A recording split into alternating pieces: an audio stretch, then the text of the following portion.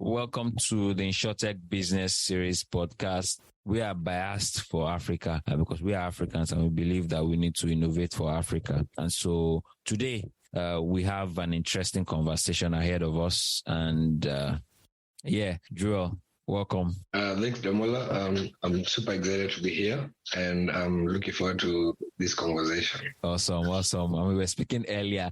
Third time is a charm. I mean, we tried to book this for the longest, but I mean, there've been a lot of things happening on our side, on your side. But I mean, that's good, right? You were speaking some weeks ago about some of the partnerships that you've been working on. But before we go into all of that, just like we do, who is Joel? All right. So Joel is a father. He's a husband, and he runs Morisho as a techie. So studied computer science somewhere in Uganda, Makerere University.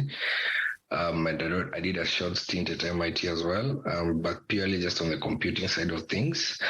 And I pretty much stumbled into insurance, to be honest, where it's both a personal story and also something that on the entrepreneurial side of myself, I basically was able to craft something, easy guy, right? And I pride myself in trying to not only uplift others, also just try to help push, the African context or the African challenges and seeing how we as Africans can then go ahead and create or curate solutions that then work for the majority of us who really need some of these solutions out here, but it's super hard to, get them in the context or in the space that they might need it. You mentioned that you're a techie.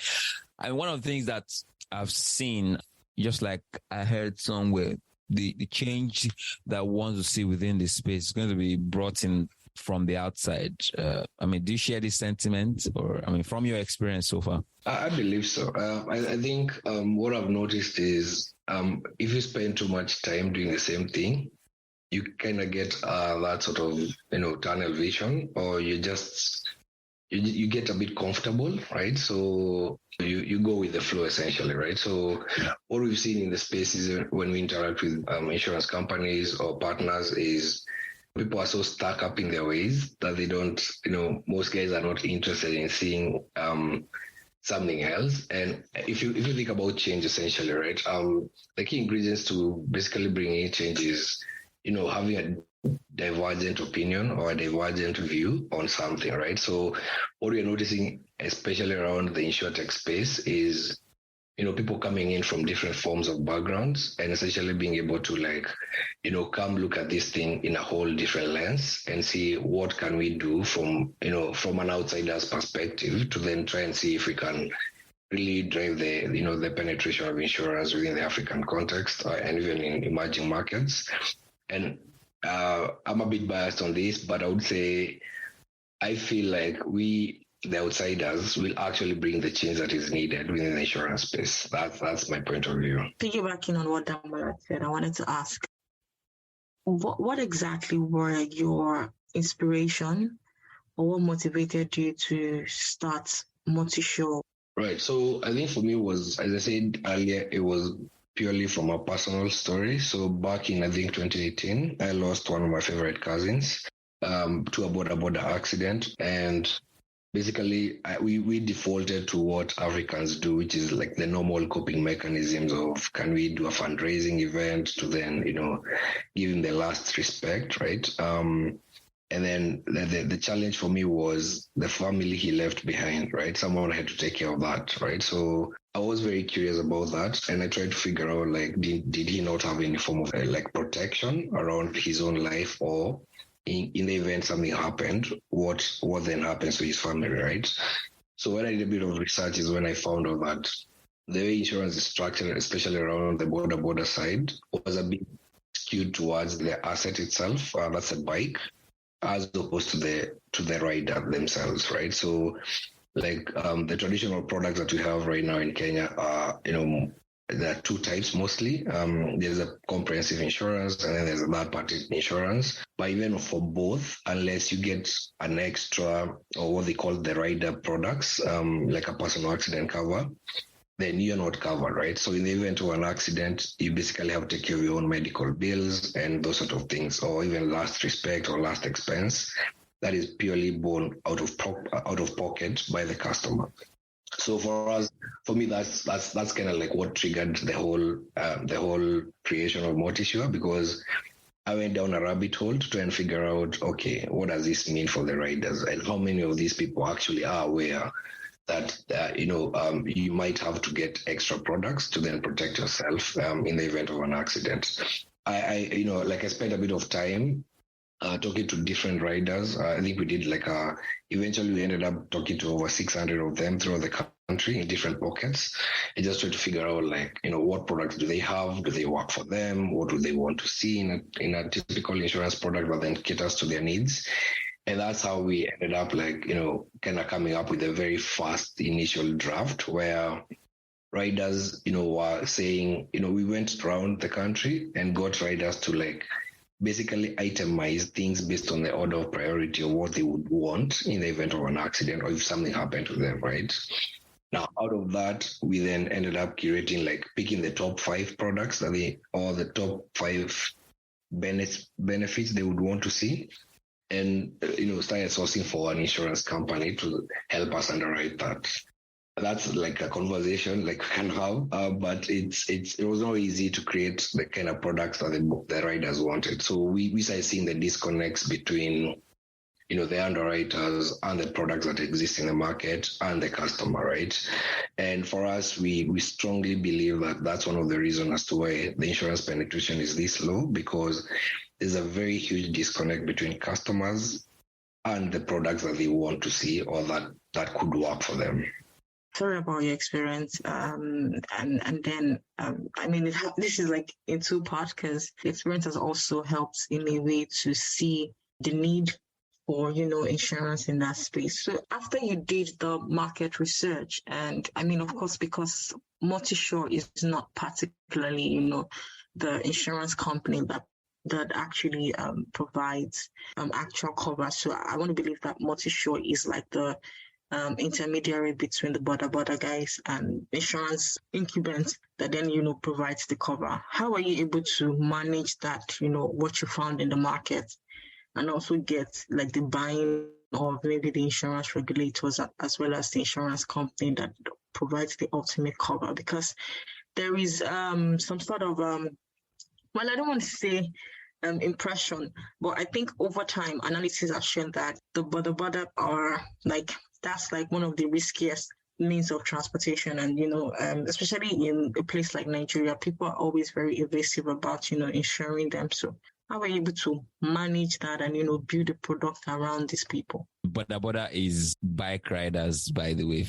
It's interesting you asked that, because I think when we started out back in 2021, we actually couldn't get a local underwriter to then give us the product we wanted the way we wanted it, right? So what ended up happening is we got into the Bima Lab program. That is a program powered by the Insurance Regulatory Authority of Kenya, in conjunction with FSD Africa and a couple of, I think it was Prudential that was also sponsoring that as well. And it was an accelerator program for a couple of months. And I think through that, we really got to get some extra insights into the whole structure. And then also through that, I had reached out to Richard Lefley. I'm sure you guys already know him. And he was one of the speakers at the second Bima Lab that we were part of. And we started having conversations around, hey, we wanted this product. We really are struggling to get an underwriter to take care of the product. Basically provide the product for us. And we would really like your help, right? So what ended up happening initially was Multisure partnered with now MIC Global, then it was Microinsurance here in Kenya, and it was a brokerage, right? So through them, they were able to help us structure the product and also helped us get the very first, underwriter. I think that was APA through a conversation, I think that involved Swiss Re as well. But basically just looking at it from like Richard saw what we were trying to, basically provide in the market, and he saw the need as well as we did. And he was able to have that conversation with the underwriter to then give us the product. So I think after that, it was just basically more of like, you go prove yourself, let's see. And then I think when we started pushing the conversation a bit further is when we started getting a lot more attention from the insurance companies the other insurance companies. And we're happy to say we are working with a couple of them as we speak. Fantastic. That's been an interesting journey. Again, it was good to have the accelerator program like Bima Lab. And then we've been seeing the majority of their works and how they've been able to drive insurtech space across the continent, which is interesting to know. Yeah, like we always cooking, so there's a lot of exciting happening, right? So like we are really bullish about trying to figure out how can we help or enable as many Africans, right, get some form of insurance or some form of cover or what they call, some social protection or something that then takes care of them, right? So we started off with mobility, right, as a sector. And the reason for that was we looked at what was the one thing that is common across, the continent, and then how can we tap into that, right? So that's why we ended up with mobility. And what we started off with was a personal accident cover that then takes care of not only the driver or the rider. We've also introduced now what you're calling a passenger or commuter cover. That is essentially like a trip-based insurance where, you pay us up like almost 10 cents to the dollar for a trip from one point to the other. And you basically have some form of protection. Now, the whole point for us is saying, like, from talking to so many different sector players and talking to so many of these customers, our goal is essentially to provide the cheapest, most affordable insurance product to as many people as we can. And then later on is once they start seeing the value of, how that protection then kicks in, it's then now being able to come and upsell or cross-sell different products to them, right? For Africans, especially the target market that we specialize in, which is like the bottom of the pyramid guys, over 70 or 80% of them have had zero experience with any form of insurance. That's the context, right? So you'll get a guy, what we call here in Kenya, mama mboga, which means like a kiosk or like a small trader selling vegetables by the roadside. And, she has a family, she has people to take care of, but does not have any health sort of insurance, doesn't have any education policy or life policy or anything of the sort, and has never, purchased, any of the insurance products. And what we're saying is now when she's going to the market, she can actually pay it's 10 shillings in Kenya, which is like 10 cents to the dollar or less, and actually experience the first interaction with insurance, right? So in the event of something that happens to her, she can actually make a claim and get a benefit paid out to her. So that was our core focus. Like it's a small ticket size, but with huge benefits that take care of different items, such as whether it's disability, whether it's medical expenses, whether it's getting an ambulance to her, as well as death, is then saying, can you pay this small amount, and then we'll give you something close to like $500, for example, in medical. And then once they see the value vis-a-vis the cost, right, most of them get curious, right? Like I think Kenyans mostly are curious people. The patterns we started noticing in our data is for people who've purchased, right, and within either their network or their circles or association, someone actually got a payment in a claim.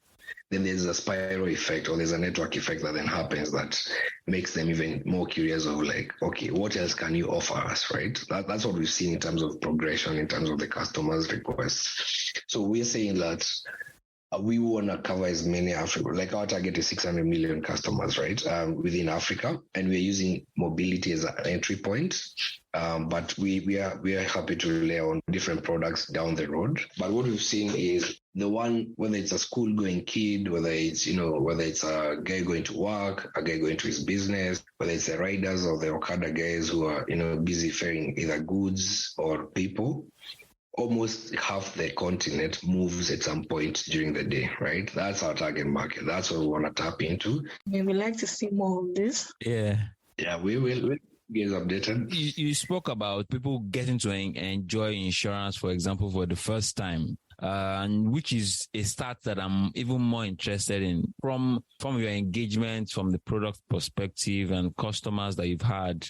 From your data, from your experience, how important is claims payment, and especially, for some of these micro products, small size products, what opportunities lie within that space? I like the fact that you asked that question because it's something I've been trying to push for, even within our space, where we are saying, listen, the whole point of insurance is you to benefit, of course, in the event of something that happened, right? But from where I sit, we've started looking at ways where the customer can benefit even as they wait for an event to happen, right? So the more the claims, right, in terms of being paid out, the more the acquisition of new customers. And I find that I always have a challenge with the insurance players where, someone will tell you, okay, the claim ratio can go over 40 or 60 or 80, whatever the percentage is.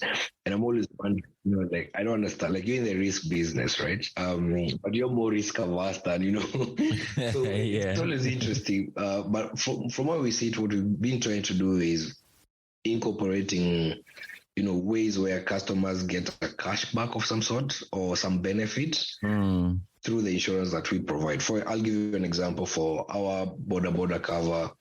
In case a guy doesn't claim for the year, we actually give $5 back to the customer at the end of the year, right?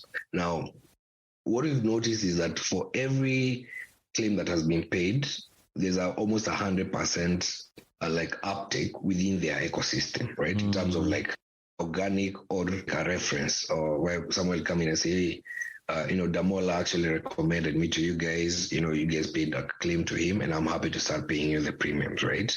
And I find that most insurance companies don't get that in terms of you need to pay as many claims as possible to make people trust the insurance process, trust the whole fact that you sold him a product or her a product. And when something happened to them, they actually paid, right? But what you find is within the claims process for most institutions is that it's so complicated and it's such a lengthy process that it stops making any sense, right? So I'll give you an example of in Kenya, for example, if you had a comprehensive insurance cover and you got into an accident with another, let's say, hit another car, what usually happens is that you essentially have to go sue that particular person, right? And then, then the insurance will then be appointed, or they'll appoint a lawyer, and then you go through the processes of the legal process, which could take years, right? For most of them, it takes maybe 1 or 2 years just to sort out through the legal process, right? So you can imagine a customer who needs this vehicle to move around, or this particular asset, or this is the border, or whatever means of transport they are using, or they are just going to work, right? But then if you're asking that customer to wait for 2 years to get a payout, right? Then in the following year, what you'll definitely have is a churn from that particular customer, right? Because they'll feel we paid a premium when you needed the premium paid, and you promised that you're going to actually sort this out. But then when that happened, you made the process so complicated for myself that I didn't even I hated the experience, right? That's what that's usually the sentiments around when you go, for example, for us, we never sell insurance to any of these customers, because if you mention the word insurance in a sitting, over half of the people who are there just walk out. That's what happens, right? So you have to change the lingo, you have to change the approach, you have to try and... So what lingo do you use? So for us, we talk about protection, we talk about cover, a cover. We don't mention insurance in any of our, activations or onboarding or anything of the sort, because that word has already been, it's synonymous with, not paying. Already when someone hears, they're like, okay, do they pay? That's some of the questions we get from these riders or these particular commuters we are targeting, where, everyone is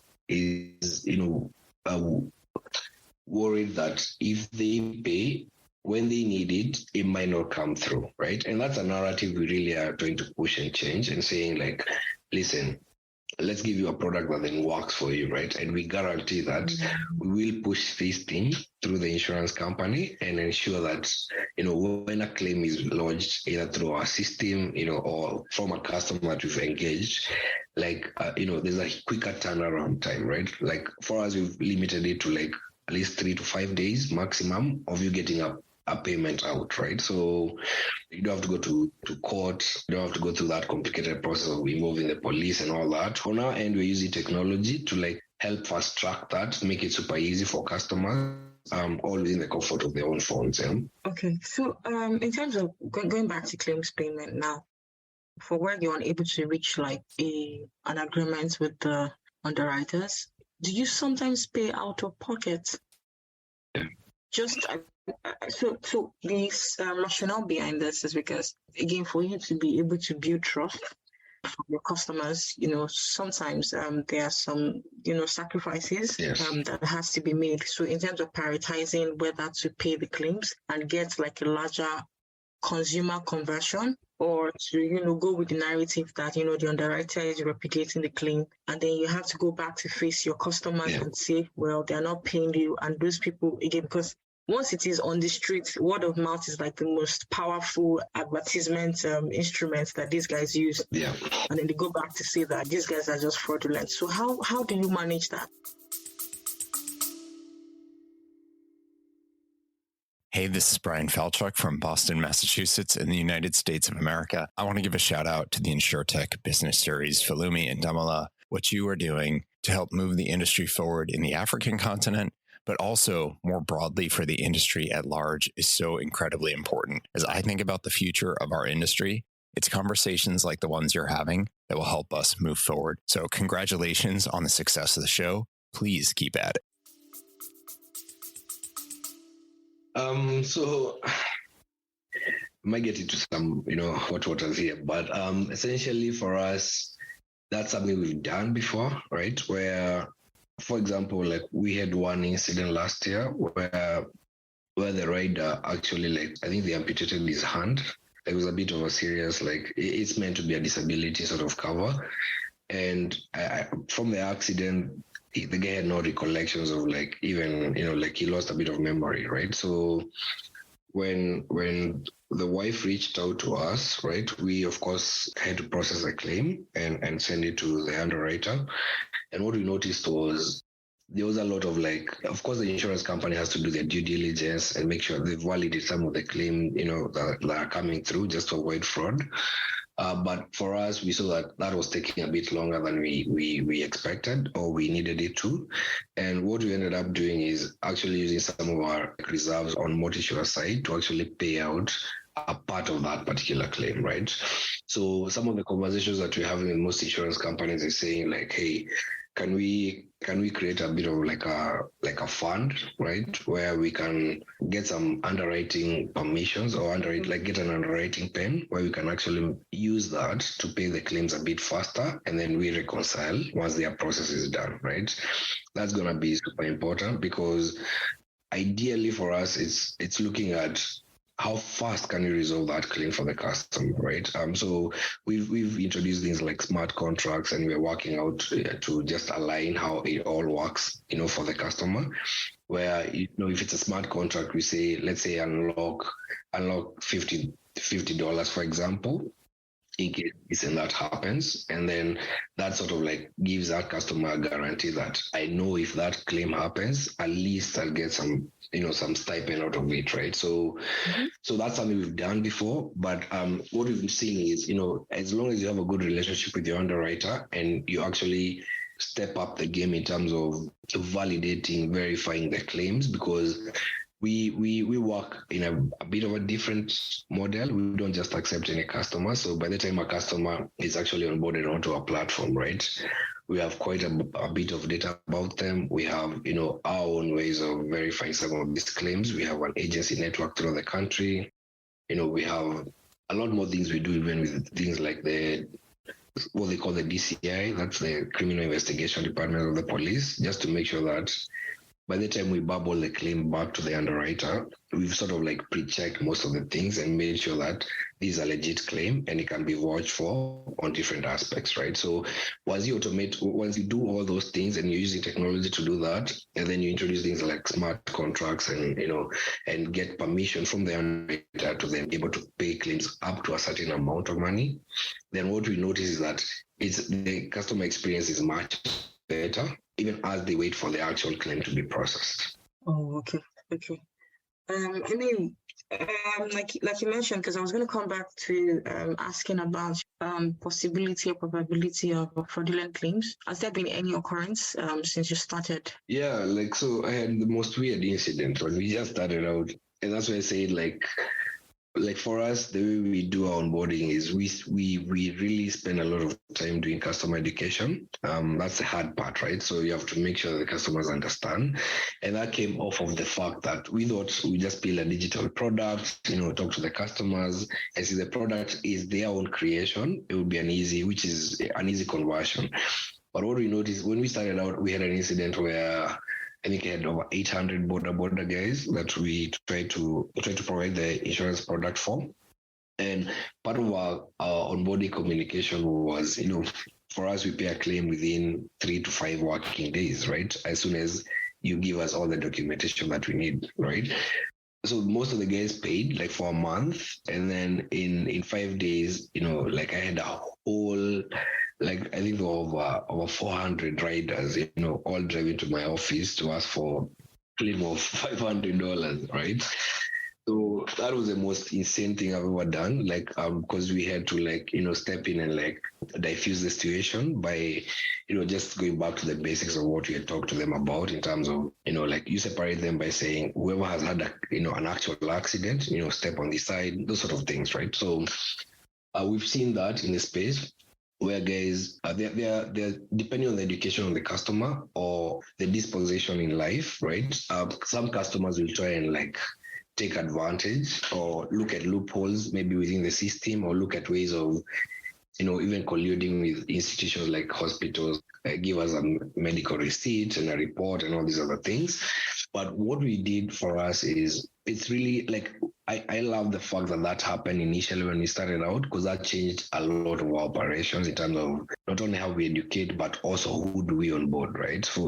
So we ended up creating an agency network of people who are they're border chairmen. So these guys are super structured, right? They are organizing groups within their own, whether it's the town they are in, or the what we call constituencies here in Kenya. It's like there you guys have states, right? What you notice is that for guys who are part of a larger body, right, like a circle, for example, from one part of the country, and they actually have even a welfare fund and all these other things that they do a contribution, we use that particular chairman at that particular place to be our agent, and they're the first point of verification of any claim. Now, this chairman is probably in charge of between 1,000 and up to 5,000 of these riders. So, and he's a guy who feels the biggest pinch, because every time these guys get into accidents, they come back to him to ask him, can we do a fundraising event for a rider who died, for a rider who got into an accident, for one who's admitted in the hospital, right? So once we took the product, we even started changing how we go. We take the product to the market, where we start with the chairman, and then we take time to educate them, show them how the product works, and then show them the benefit, and then also give him tactics of verifying some of these claims before it's bubbled up to us.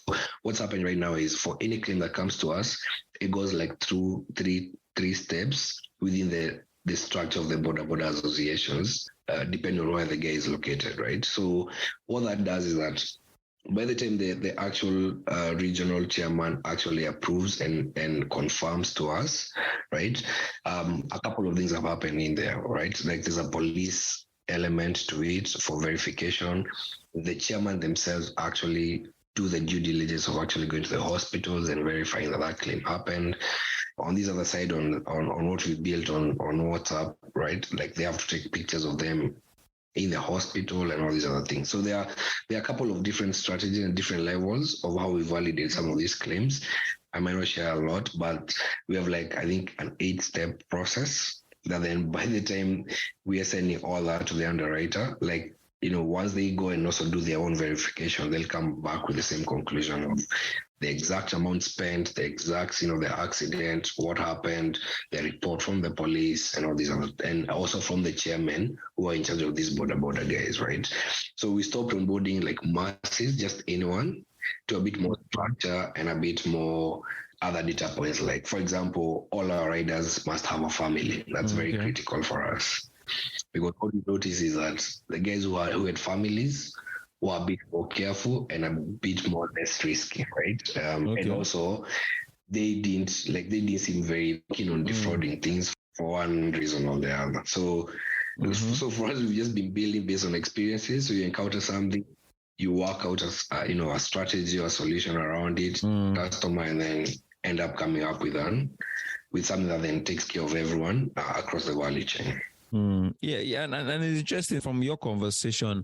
I see that yes, you enter into the market, but you're able to learn quickly, change your model, change the way that you're engaging with customers, adjust in real time. That's not something that the insurance industry is known for. From the regulatory point of view, why is the Kenyan space able to do what they're able to do? Again, what I'm referring to is majority of this insurance innovation that we're seeing coming from Kenya, even though if you look at a market like Nigeria, for example, has a large market, which you would expect that, there are a lot more players within this space. Also looking at the fact that the fintech space in Nigeria is the largest on the continent. I think we are fortunate to have a regulator who's pro-innovation. I think that's not as easy to find, right? Considering insurance is a very highly regulated industry. I think for us, we've seen the IRA really, really step up and really trying to push the penetration a bit further.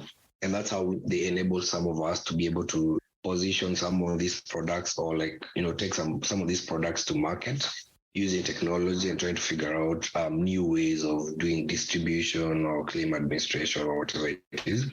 And I think for us, the fact that we went through the Bima Lab program as well, sort of enabled us to be able to not only be on the within the reach of the IRA as well, but also use them to then help us strategically position some of the things that we're doing.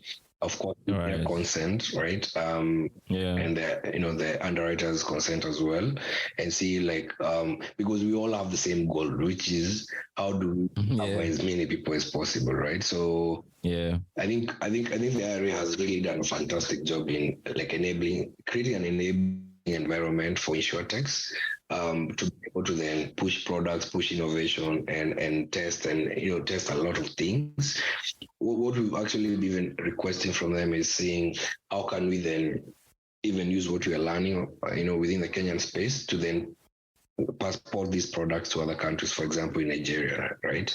One of the biggest challenges in Africa is how fragmented, we are in terms of it doesn't make sense if the IRA approves here and everything checks out, right? Why NICOM in Nigeria cannot, basically leverage the connection they have within the IRA here in Kenya to then help us keep some of the steps that we might have to do, which means then I can come into Nigeria as quickly as possible, right? Test that, and we are happy to provide any sort of reporting, give them visibility into whatever we're doing, and just say okay, then it means that I can quickly take my products, my learnings, our technology to 6 other countries as quickly as possible. And all I'll have to do is just get some introduction from the IRA to the regulator in that particular country, and them actually comparing notes based on what the law says in that particular country and seeing what works, and we can quickly even tweak things that don't work in that particular country. And I agree with you. Those are some of the things that we've seen. So when you look at the space generally, right, the insurtech space is a growing ecosystem across the continent, right? And part of things that we are keen on at the insurtech business series is how can we galvanize the space? How can we encourage people to come into the space? Those who are in the space, how can they learn from people like you who are some bit ahead? And so that's why we have this kind of engagement. What do you think the future is? What are things that you think would shape the future of the insurtech space? Yes, I know, for example, regulation, definitely, just like you gave example of what the IRA is doing. I know that Bima Lab started off in Kenya, and we've had in Ghana, we've had in Nigeria. So there's a Pan-African one right now currently running. But yeah, beyond regulation, what do you think the future of insurance innovation and technology will be? Hi, everybody. My name is Bente, and I'm the founder and CEO of MTech, and we are based in Kenya. I am very passionate about the disruption of the insurtech space, and together with our model MTech, we are actually serving insurance platform and also white label solutions for the industry. Please keep on listening to InsurTech Business Series podcast, and I hope to see all of you at the conference in December. That's an interesting question. So I think the beauty of technology for me is super critical in terms of what technology can enable people do, right? So we look at things like there's the African, free intercontinental trade agreement. I think that was signed. I'm yet to see something that is happening in that particular space, but that would be super to enable insurance, innovation happen, and but I think for us, even from where we sit and what we've been trying to do is because we talk to as many insurtechs in the space as possible as well, as multi-sure. And what we've been seeing is, there are different ways of, skinning this particular chicken, right? So, we've seen things that have worked for, what we call the B2C model, right, in Kenya, and that's leveraging things like WhatsApp, for example, right? Now, if you look at across Africa, what you'll notice is that the social media sort of like sites that people are keen on, I think WhatsApp is one of the highest in the continent. If you look at the data that has been published before, over 90% of users, right, are on WhatsApp, right? So for us, it's like looking at how do we leverage those sort of existing technologies without having to create that fatigue of apps for users, and see can I partner with Curacell, for example, in Nigeria, and use our own experience and the technology we built here in Kenya to distribute to the masses in a very efficient way. And can I take that technology and open it up to any of the insurtechs in the space or insurance companies who are keen on a different model of distribution, and use that then to do that in the different countries, right? The fact that WhatsApp is already regulated, for example, in Nigeria, it means that if I partnered with someone in Nigeria, I can give them the technology, and then they can push the product down there, right? So in terms of scale, that's what we as Motisho are looking at, and looking at it from a point of view where we're saying we think technology could actually unlock a lot of these things, and a lot of collaborations and partnerships between the underwriters, the different insurtechs in the space, the regulators as well, and also even the government, right? I think that's one of the things that people don't talk about a lot in terms of government involvement, right? But some of these trade agreements that are signed between countries probably should include, service providers who are actually keen on innovating on a space, be allowed to work, in the different countries, right? So, I see that, right? Because I get bashed for saying we have to get products to the customer and then use the customer's engagement, learnings to then build extra products, right? If embedded is the easiest route, right, for everyone, right? So I want to embed my products in anything and everything. But the truth is, if we really want to change or increase that particular penetration, right? We have to do the hard things, which is one of the hard things is actually educating that particular customer, right? So I personally truly believe that with education, right, my attention has been that high because we've done a lot of education, right? And then if I just embedded that product in one of the highest consumed product within my space, like for example, we did a play for fuel. I think I mentioned this to you a while back, and yes, it's a good way to go to market. It's a good way to get quick customers and retain the customers. But what ends up happening is that over time, if it's so embedded, the customer forgets about the product. So even in the event that they have an accident or need to make a claim, more often than not, it's not front of mind, right, for the customer. So we look at those things and say, like, there's some industries that I feel from where we sit and what we've seen, they will work better if we actually spend time within government, right? Like, for example, in Kenya, the IRA does a lot of community engagements, a lot of education of these customers to try and create that awareness. And I feel like even we as insurtechs should actually, or the insurance players, including the insurance company, should actually create serious budgets around customer education that will lead to customer retention, right? Like, I feel like in the future, the one who perfects the simplest education is going to be the last man standing, if I'm to say that. Yeah. Again, there has to be lots of education, awareness about insurance on our continent, because I think, like you said, that's like one of the major aspects that is currently lacking. It's not the fact that there's no insurance, and it's not the fact that insurance is, not does not help with, financial planning. It's just the fact that there's been a lot of, communication gap and understanding or education around, the benefits that insurance can provide. And I think, like you said, I like the fact that you said in your communication that you try to remove the word insurance, because it doesn't seem like a lot of people can relate to it. In fact, when they relate to it, they already have, like, a bad impression about, the word itself, insurance. So yes, we agree with you on that. So before we let you go, we'd like to ask, like, what's next for MultiSure? Yeah, I think, as I said, when I started, like, our goal is to at least touch 600 million lives. So it's a super, what we call the big, hairy, audacious goal, right?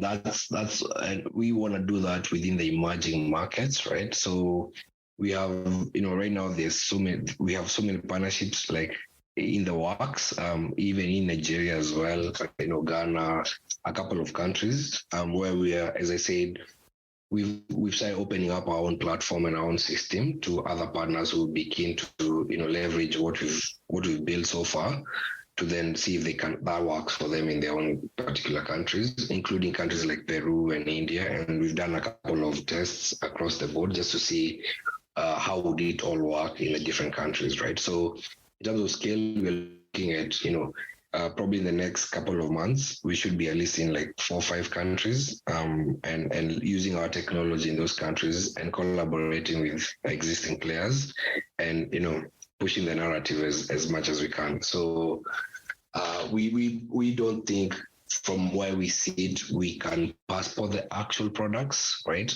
In terms of like the way it's configured. Unless, the customers also in those particular countries are keen on something similar to that, right? We like innovating from the customer backwards. So what we do, like, for example, if I came to Nigeria, we would actually spend a lot of time with the customers first, and then build products that work for them. But then on our technology, it's versatile enough to be able to, curate any type of product and use, and not, like, ask a customer to again download another application, which, like, I feel is a very huge app fatigue, to be honest. So on our end, what you're doing is we either provide you a platform through our API, that's one, or two, we build a chatbot for you on WhatsApp, or any social media site that you're interested in and embed that product within what customers use on a normal day. And that enables you quickly distribute products, have a higher retention, and have customers have a very good experience when it comes to purchasing of your products. So that's what we want to focus on the next couple of months and push it to as many people as possible. And keep pushing the narrative of insurance. Fantastic. We would like to see majority of these things in the coming months, and we'll continue to keep in touch with you to see how this has grown to the other regions that you have identified. For our audience, if we had to reach out to you, how would they do that? Right. They can always go to our website. That's mortisure.com, or they can send a hello@mortisure.com via email. We are happy to always connect, always to talk to different players within the industry, investors as well. You can find me on LinkedIn as well. That's Joel Masharia. And we're happy to engage anyone who's interested in keeping an eye on what's happening within the insurtech space. And also for the insurtech players out there, especially in Africa, we do have I think Damola will help me on this one, but we do have a WhatsApp group that we created a while back for all insurtech players, people in the insurance space that are keen on having a conversation. And we're happy to share a link with any of you that might be keen on it. Yes, absolutely. Definitely. Yeah, it's been interesting speaking. Great to have you, here on the podcast to go deeper into what you're doing. And we're happy to be hearing from you. We look forward to hearing more from you as regards how you're growing, expanding as well. Thank you very much for joining and sharing as much as you did. Thanks, Damola. Thanks for Lumi. It's been great having this conversation with you guys. And I want to just say, I really appreciate what you guys are doing, right? Even just shining some spotlight on some of what the insurtechs out here are building. And keep it up. And thanks for having me.